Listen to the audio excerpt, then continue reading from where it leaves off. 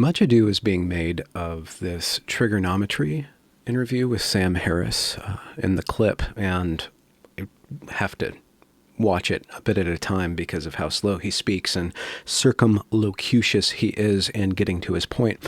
But certain clips have been extracted, and one clip went rather viral where he said that it was pretty much justified to bury the Hunter Biden laptop story. And even if Hunter Biden laptop included dead children in some basement, that was less of a concern than Trump.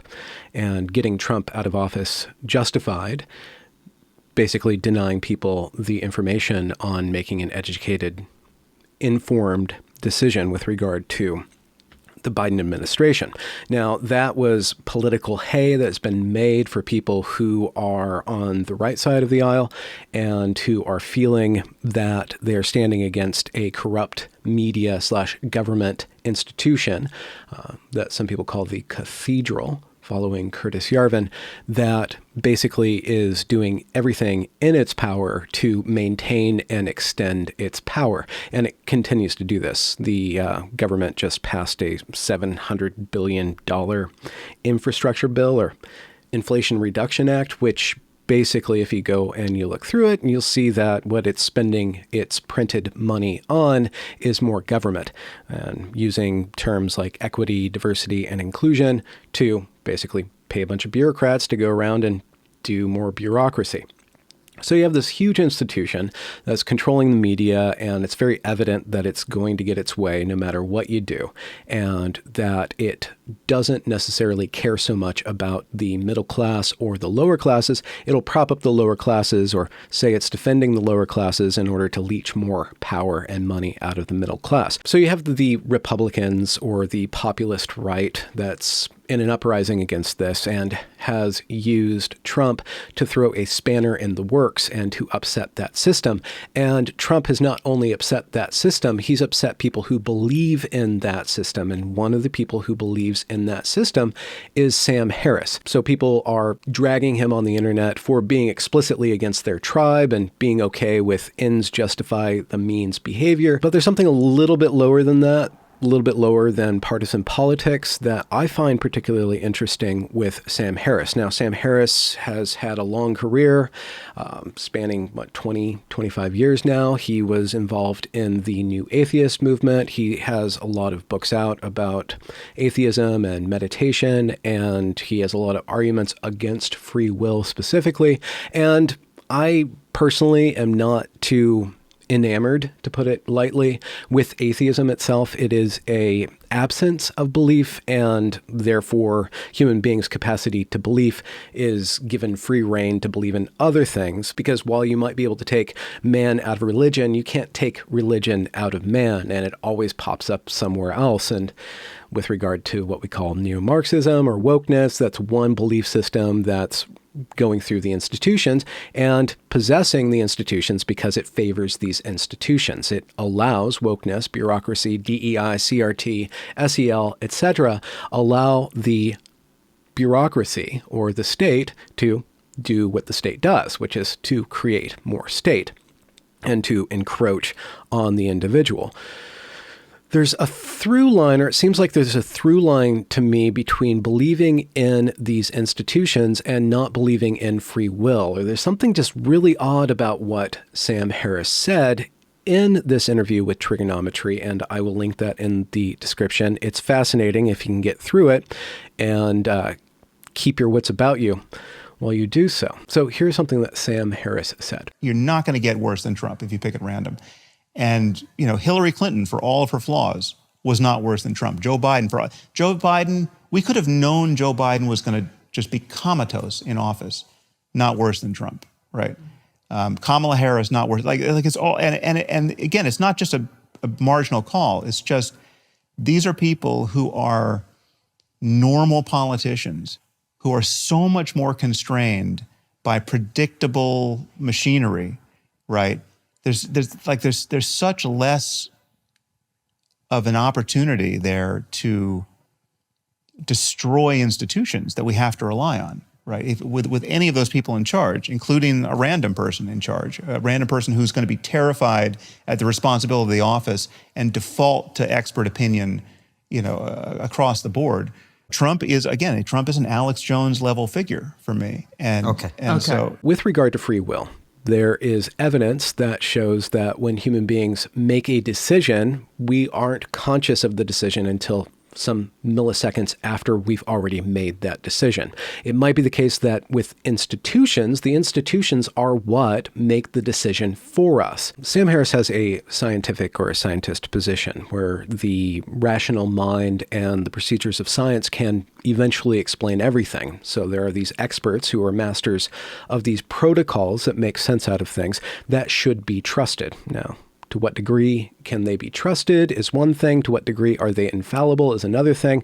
But Sam appeals to these machines or these mechanisms of the institution that are predictable. And what Sam Harris wants is people who are normal politicians who are constrained by these institutions and these predictable mechanics of the institutions. The problem is what happens when that institution in and of itself has more free will or has more volition and will than any given unit of that system. It seems like Sam Harris is appealing to the God of the state. So what we have is a vast transfer of volition or will from the individual to the state. And the state is the one fueled by experts that has the capacity, the ability, and the justification to control and to dictate what every unit within that institution does. To what degree can any individual or individual liberty survive within the institutions that Sam Harris wants to have controlling us?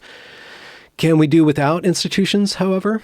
My inclination is that there are certain levels of institutions, such as certain forms of religion, that were doing a lot of work for human beings because human beings can only make so much sense out of the world. We need to offload a lot of that sense making to each other and to these experts. And should the institutions of, let's say, Christianity or Islam or Buddhism be beyond criticism? Should they be able to tell us when to stay in our house and when to go outside?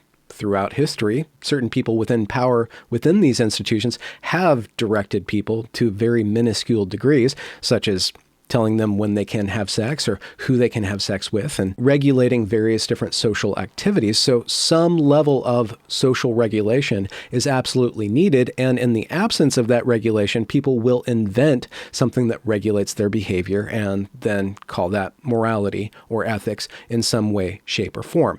Wokeness being one way in which people regulate each other's behavior that is, again, particularly adapted to the institutions that we have now in the United States of America, because somehow with this wokeness or neo-Marxist kind of framework, once the institution of government, of media, of the corporations adopt this, they are able to act virtuously. They are able to mimic compassion.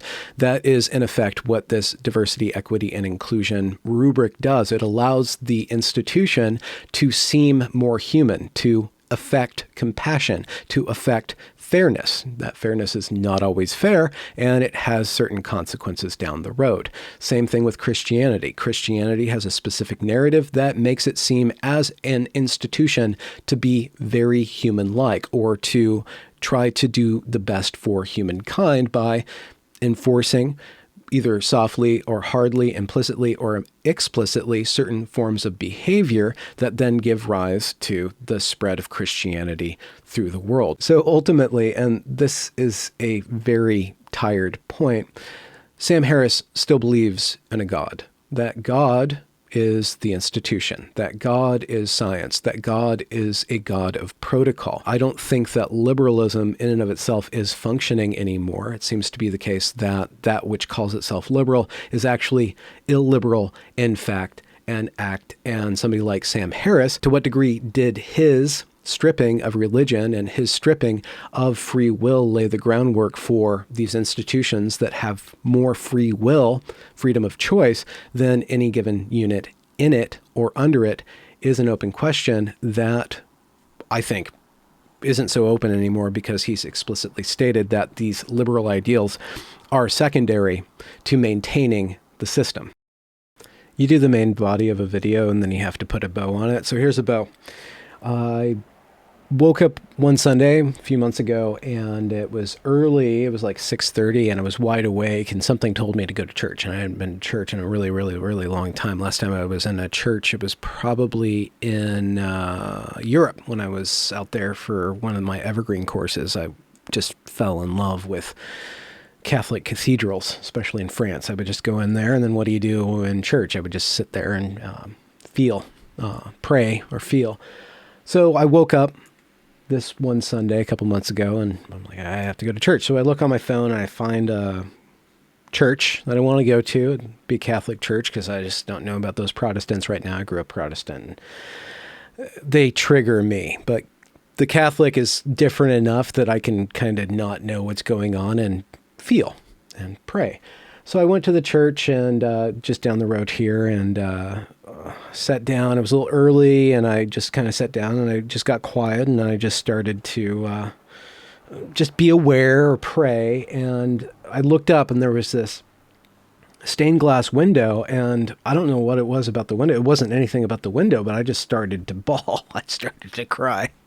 I just had all this stuff, all this emotion, all these feelings like just kind of come up, and I just had to like, and I went and I got some tissue, and and then the service started, and you stand up and you sit down. I don't know what to sing or whatever, and I go through the whole process. It was a very emotional process, and then it was over, and I walked outside. I shook the priest's hand, and I just walked out, and I felt clean. I felt clear. I felt renewed.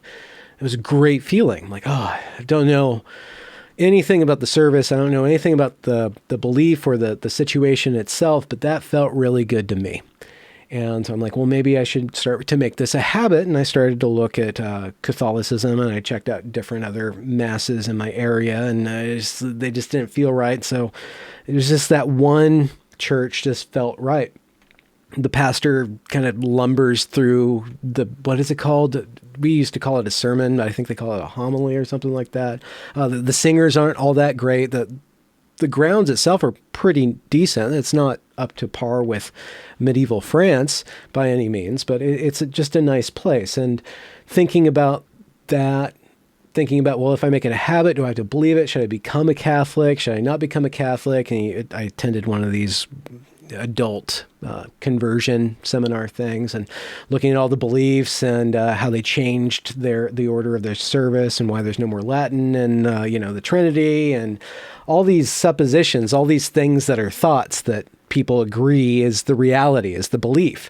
Like, do I have to have that belief in order to participate in that service? And I don't know. I'm still trying to figure out the relation between the experience and the belief. But participating in that, and I'm not at this point a radical Catholic. I don't even think I am a Catholic. I don't know if I'll become a Catholic, but thinking about this tradition that's been around for a couple thousand years, right? They can trace it all back to Peter, Paul, or whoever, to Christ, and they say that they're the one true church. And whether or not you believe in that, the institution has been around for a really, really, really long time. And there was a moment within the past couple months where I got really upset about the state of the world, about the state of our institutions, about the state of our country, and the malaise that is being experienced on various different levels of our communities, from the unit of the individual to the family to the neighborhood to the state and to the country and then to the world. But I was thinking, I was in this moment of nihilistic panic, like it's all going to come tumbling down. The whole thing's going to come tumbling down. This big comet's going to come out of nowhere, and we need a conspiracy to stop it. And I was thinking about that feeling in relation to this tradition. Like, well, the Catholics have been around for a really long time. The Catholics aren't going to give up on everything. Yeah, sure, they might tweak things and get cringier or less cringy or whatever, but they are plugged into a tradition, an institution that has adapted to time, or not adapted to time, but has a lineage to it that's greater than the country that is my country, that I am plugged into, that has a lot of power over me. I know that Catholicism is greater in time and in breadth over the world than even the United States of America. And I want to say, in relation to what Sam Harris is expressing about faith in these institutions and faith in these experts and faith in these politicians who are normal and who will be constrained by the mechanisms of this institution. I want to say that, of course, he believes in those things because he has to believe in something greater than him, right? And how he came across what's greater than him is through rationality. And I know he's got some spirituality with meditation and stuff like that. And you can see that Donald Trump is Satan to him because Donald Trump as a force is an existential threat to his institution. What is an existential threat to Catholicism? What's an existential threat to Christianity, to God? Well, it's the believers, right? The believers themselves can besmirch the church or use the institutions for their own selfish gain, and that happens constantly in all of these institutions. So the faith isn't even in the institution. The faith is in the promise of those institutions. The faith is somehow between the statements of faith that the Catholics say this is what we believe and that ritual that binds everybody into a community. To what degree any given one of us can be perfectly individual is a sliding scale. To what degree can all of society be a perfect community is submitted to various different factors as well. But we end up giving our belief, putting our belief into these institutions, into our community or to our church or to our nation. And so far as we give our belief to it, we lend it power over us, right? It makes decisions for us. The Catholic Church, to a Catholic, tells the Catholic how to behave and what to believe. And that is a restraint on the Catholic's free will. The state tells you where you can meet and who you can speak to and what you can speak about. And if you believe in that, then hopefully it gives you a return on that. But the problem with the state is that the tithing for it, they're going to come and get your money, right? So we do owe Caesar a lot. I don't understand how Sam Harris cannot be irrational with his belief in the institution and his disbelief in Trump or his existential belief in Trump. And we can kind of say that it's ironic that he's being irrational about that. But the fact is that we are all irrational. And so the question isn't whether or not to have belief, right? Again, you can take man out of religion, but you can't take religion out of man. Man is going to believe in something. So the question then is, what do we allow to restrain us? What tradition, what faith, what government, and how do we constrain that? And how do we talk about that and argue about that? And it can't only be rationality that does it. Nobody's convinced of the cross, convinced of God, unless they have that feeling in them. Ultimately, that's what I think, but a lot of rational people do gravitate towards a faith in God, and a lot of people will argue about faith in God. I'm not trying to push faith on anybody, but I am pushing the constant of faith and the constant of that irrationality, that no matter how rational you become, that rationality, especially in moments of crisis, is going to peak out, and cooler heads will not prevail. And I don't think rationality and propertarianism and liberalism itself is strong enough to constrain that irrational force, especially when under pressure. So I wanted to use Sam Harris's current thing to voice some of my opinions. I'm developing my opinions on the state of the world and how I view the current crisis, the meaning crisis, our lack of faith or the lack of liberalism to live up to its promises. And I'm on a journey. I hope you're on a journey too. So thank you very much for tuning in. Without further ado, here is a kitty cat or two.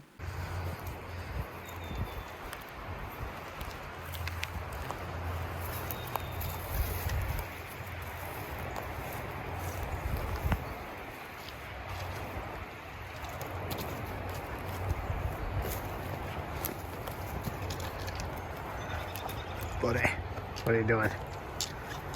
What are you doing? Parkour Bodie.